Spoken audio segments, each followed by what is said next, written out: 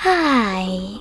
In front of me is POCO X5 and today I would like to show you how you can operate vibration options on this POCO. First of all, go into settings. Now you need to scroll down and choose sound and vibration. After that, scroll all the way down and tap on this switcher next to vibrate vocals. This way you can switch on or off incoming calls vibrations. You can also click on this one next to vibrate in silent mode to switch off or on vibrations while your device is muted.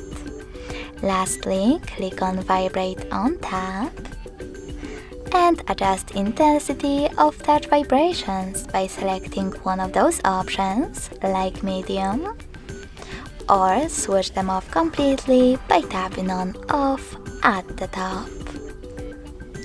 Thanks so much for watching. If you enjoyed this video, smash that like button, comment, and subscribe.